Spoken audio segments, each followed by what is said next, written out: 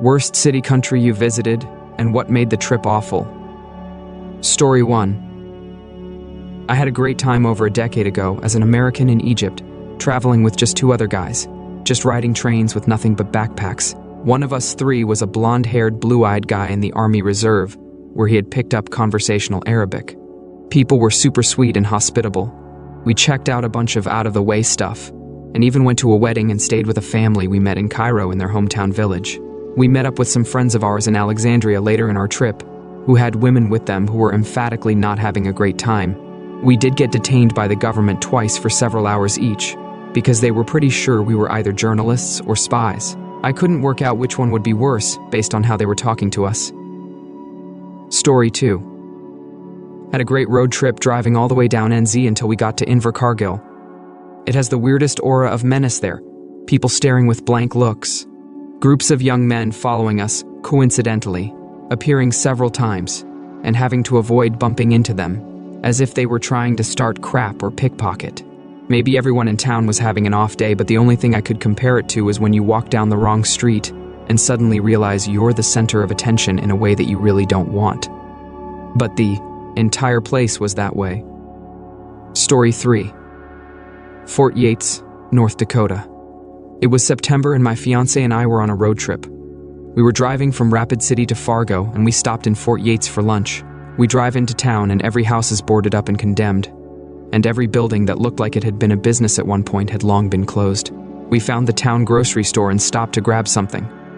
As soon as we got out of the car, the homeless people in the town began casing the car, so we noped out of there and drove to Bismarck for lunch. I grew up in poverty, so seeing it isn't as jarring to me as it is to a lot of people. But reservation poverty is different. Everyone looked strung out and miserable. Story 4. Sihanoukville, Cambodia. We gave some places a wide berth the 2 nights we were there, so we didn't see the worst things that I'm sure go on there. But it was in the air. The sleaze and the vice felt omnipresent. Imagine a Liam Neeson or Charles Bronson vigilante movie set in a beach town run by a vaguely Eastern European mob, and you're imagining Sihanoukville. Story 5. Cambodia. I continued my trip from Vietnam to check it without really knowing much about it. Most depressing country I've ever been to. They are still suffering the consequences of the genocide, and are being taken advantage of by their bigger neighbors Vietnam and China. I met Normal Bro, and we traveled together for a bit. But other than him, I met a lot of really crap people traveling there for sex or drugs. I feel bad for them, Cambodia, and its people need to heal, but powerful forces are interfering and ruining a lot of lives. Story 6. Niagara Falls, New York. Went there for a family road trip a few years ago. While the falls and park were beautiful and we made the most out of the trip, the city is an absolute ghost town and a complete dump. Nowhere to eat, nothing to do. Had to eat at a Hard Rock Cafe, which I'm still perplexed about.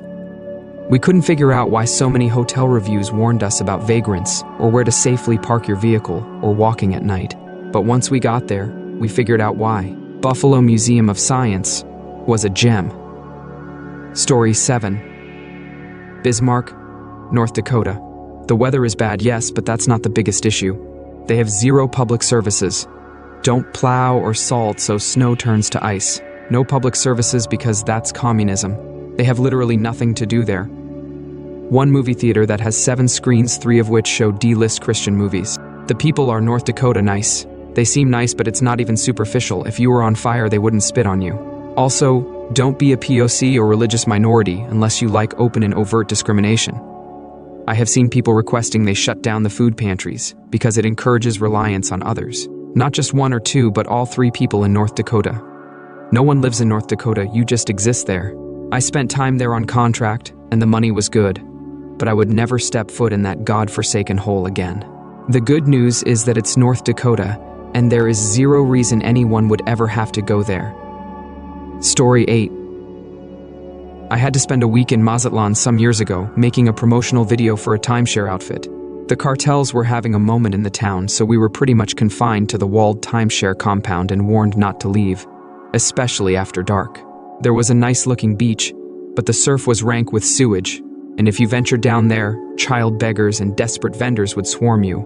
The place was staffed by resentful-looking locals, and the guests were mainly old white Europeans and Americans who seemed to get off on the power imbalance, so it was always tense. When our week was up, we were driven at high speed back to the airport while naked children on the roadside threw rocks at our car. We made the resort look warm and inviting in the video, but it was the worst kind of misleading propaganda, and I've always felt bad about it. Story 9. Benidorm. Absolutely devoid of culture and history. There was nothing there, and then some idiot decided to build Blackpool on steroids. The only thing there is to do there is drink. People try to sell you drugs every 5 steps. The clientele is just the worst kind of English person, and due to the horrible lifestyle you'd have to be into to enjoy a trip there. It's full of people with obvious medical problems that presumably occur due to alcohol and likely unmanaged diabetes. I saw more amputees in a week in Benidorm than I have in 10 years in England, hands down. Super weird. Story 10. The US state of Indiana. Absolutely textbook flyover middle America. Nothing but average clapboard housing, 4-way stops, fields everywhere. Saying there's nothing there is being very generous. There aren't any notable focal points or tourist attractions. There isn't even a foodie scene like some of the other flyover states do have. I now totally understand why American teenagers and young people stereotypically always seem to slide off the rails, doing dumb crap and getting into drugs and booze. Being brought up in such a boring environment where you can't do anything without a car must really wear you down after a while. Was staying with relatives who have since died on a normal street in a boring, crummy town, and was there for 4 days. Absolutely dire, and Indiana was hands down the worst state we went to. Story 11. Delhi, India. 2009. Even in the airport there was no concept of personal space, and random men would be practically on top of you. The smell of body odor is overwhelming. Once we stepped out of the airport it was hot and muggy, intensifying all the smells of rotting trash and sewage contents.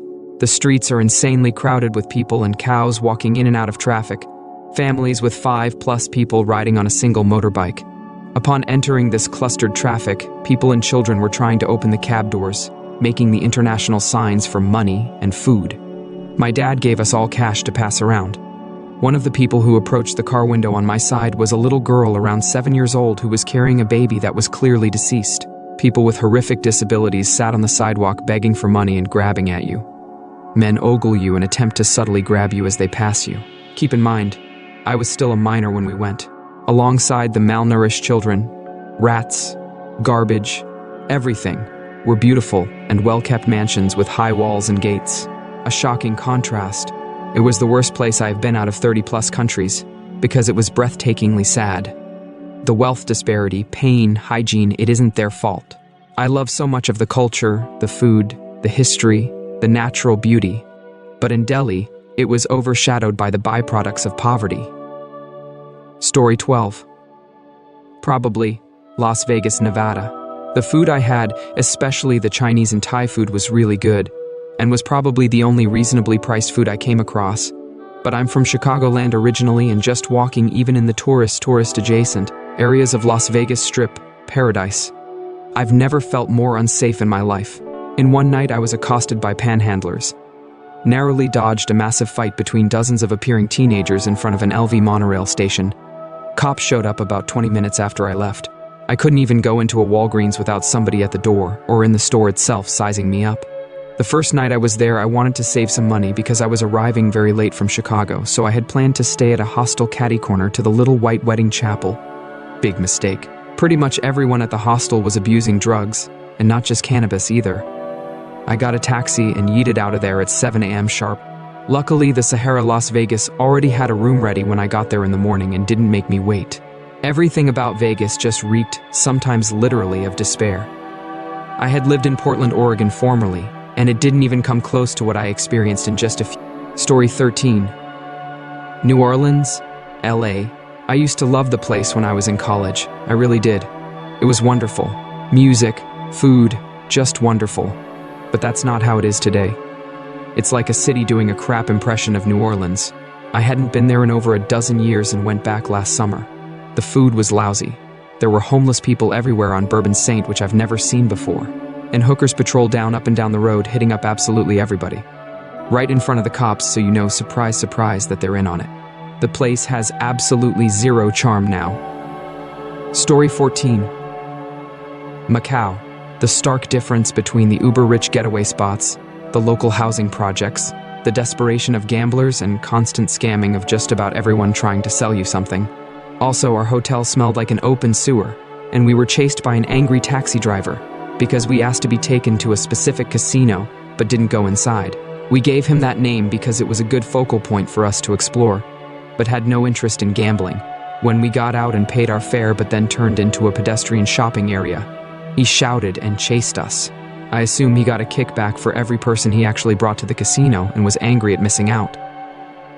Story 15. Orlando. I don't mean the parks, I mean the time I happened to be in Orlando outside of them. I've never been anywhere else where so many people are so consistently aggressive and mean. At the mall, people, not a person, plural people, would drive behind us in the parking lot, which itself isn't anything I haven't experienced elsewhere. But they'd honk their horns and cuss us out for walking to the car too slowly. Eventually, someone asked politely if she'd take our parking spot, and we were just so happy. Someone was nice about it. We told her exactly where we parked and said we'd wait for her.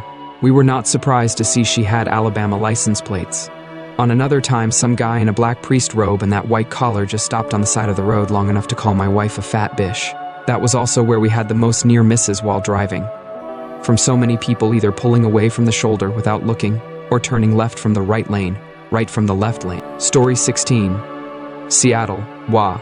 Expensive, nasty weather, won't turn on the heat in public places, and the meanest, snobbiest, rudest locals.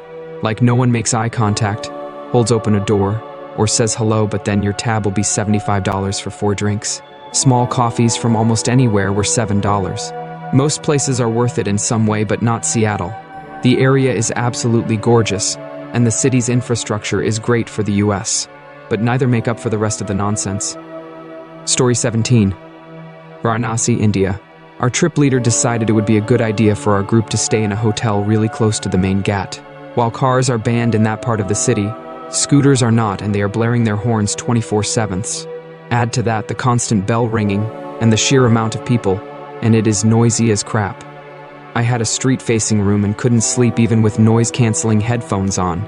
The people in the alley-facing rooms fared no better, as screaming monkeys were trying to break into the rooms and at least one person found a nest of dead rats. There was no drain in the bathroom, which I didn't realize until after taking a brief shower, which resulted in me having to scoop the water into a tiny sink like I was bailing a sinking boat. Outside of the hotel wasn't a whole lot better, not only because of the noise, but also the piles of cow crap everywhere and the large open-air crematoriums making it hard to breathe. That city sucked, and I will never go back. Story 18. NYC.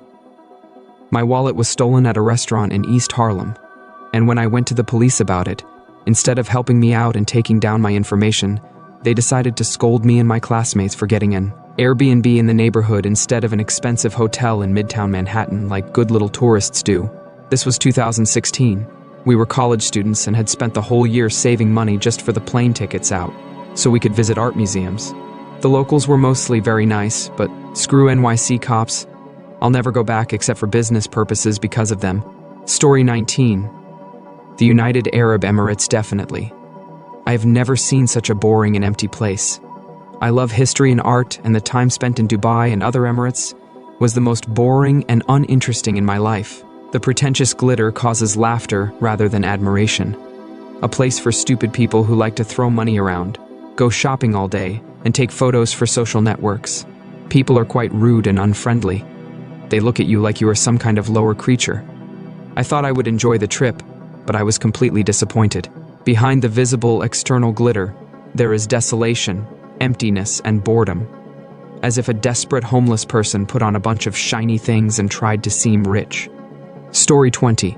Worst city was Liverpool. I didn't hate it, but out of all the other places I went on that trip, London and Edinburgh, plus a travel through Wales and most of Ireland, it was the city I liked least. It also didn't help that it downpoured the entire time I was there. My phone was in my back pocket. I had a sweatshirt and a raincoat both covering the pocket, using an umbrella as well, and my phone still got so wet it wouldn't charge for a few hours. The whole bachelorette party thing isn't really my scene either, and the club I went to was so packed that I was squished against a wall for most of the night. The one highlight was a small cafe I went to, where I had the absolute best cup of Earl Grey I've ever drank in my life. It was cool to see Liverpool, but I have no desire or need to go back.